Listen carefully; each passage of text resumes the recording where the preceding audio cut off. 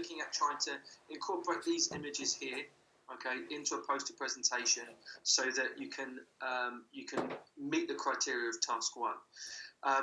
So once you've highlighted the arteries, ventricles, bicuspid valves, tricuspid valves, pulmonary valves, the aorta, the vena cava, and the superior, inferior pulmonary vein and the pulmonary artery, you can almost tick off all those aspects. So you can see that, I'll make this actually accessible for you, so you can kind of make this larger and smaller.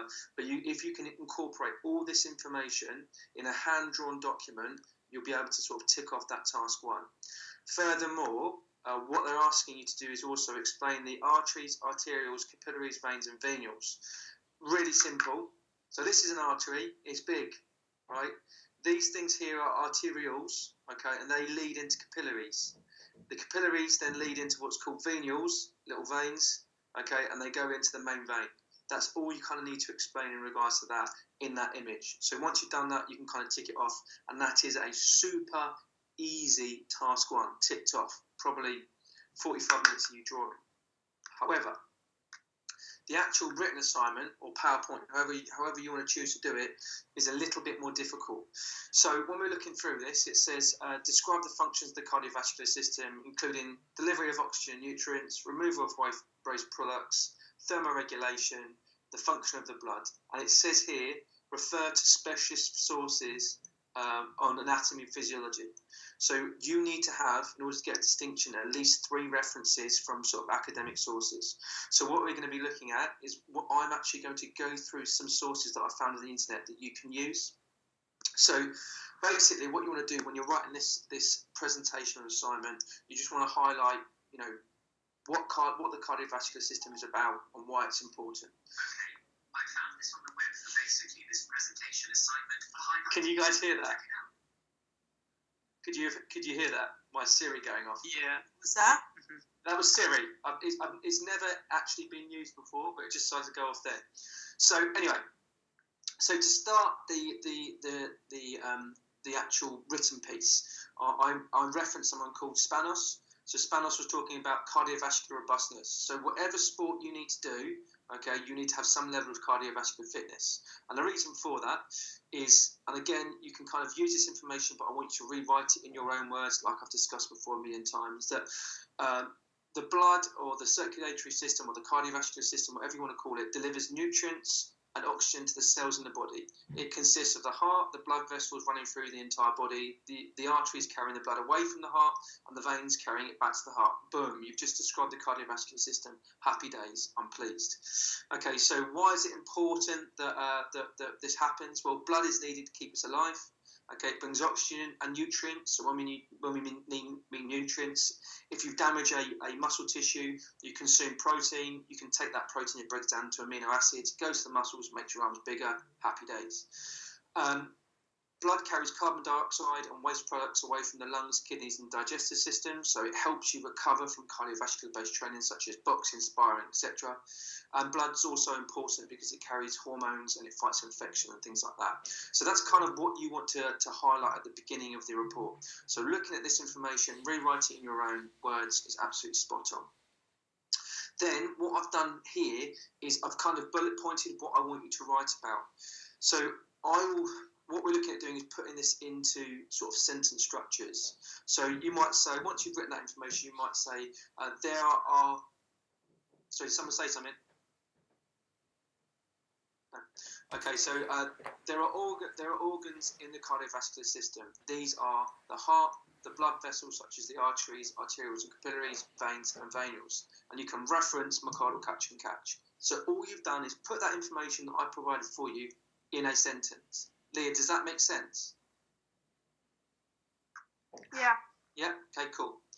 So the next thing you say, so once you said the organs of the cardiovascular system consist of heart, blood vessels, etc., you will then start talking about the heart. So you say the heart is a muscular organ about the size of a fist. It has 4 chambers, a left and right ventricles and a left and right atria.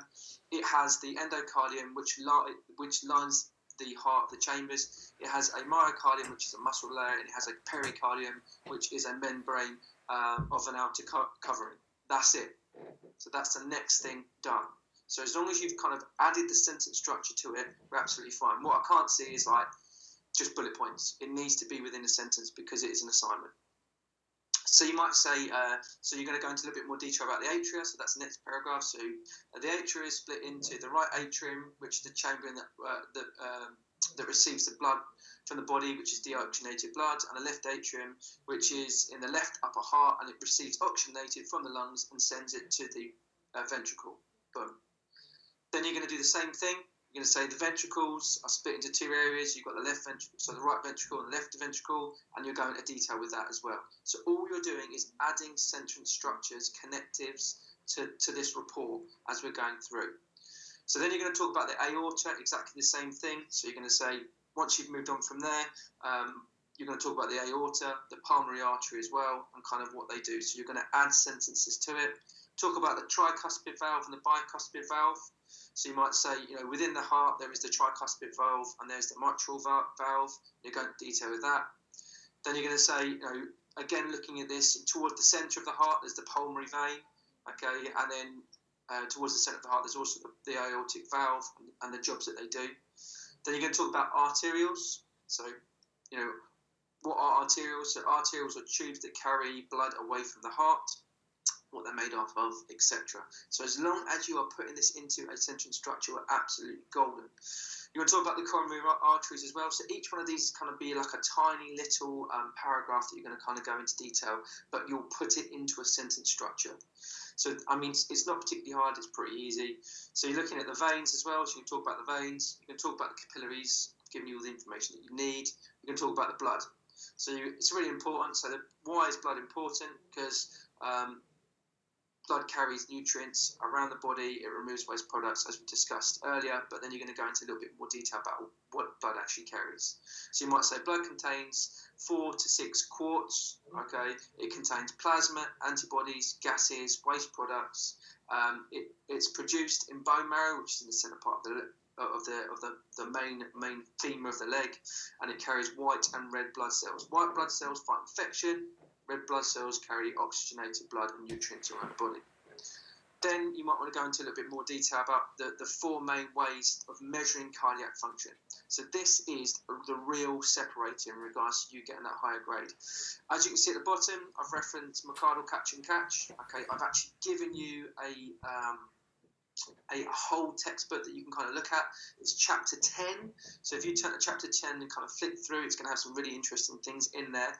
But what you might say is there are 4 main ways of measuring cardiac function.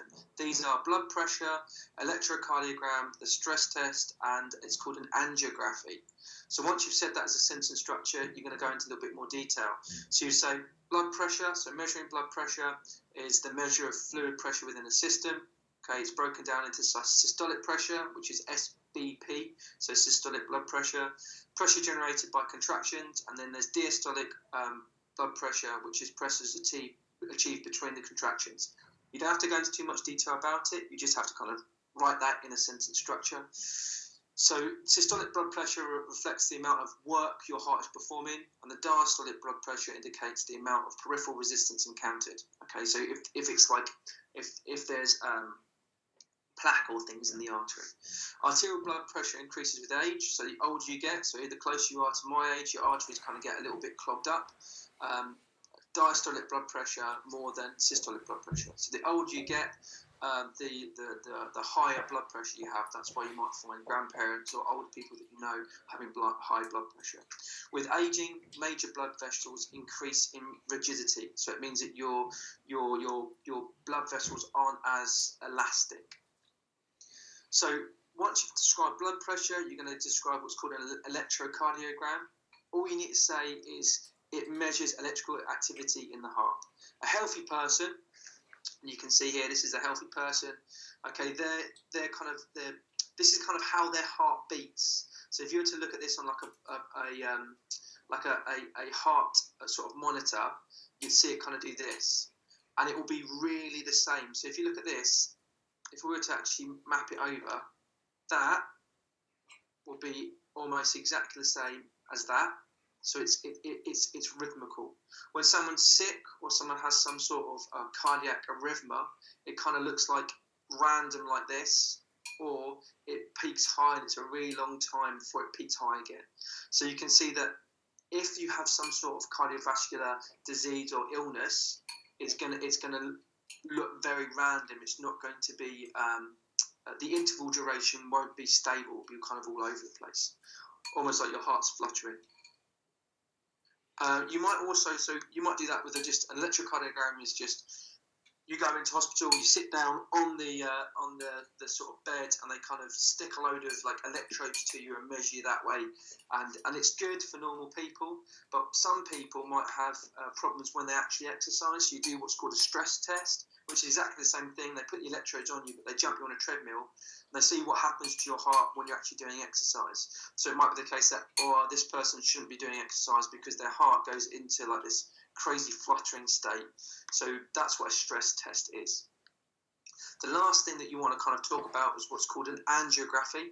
So an angiography, again, you can put it into a sentence. It's an injection of dye into the heart.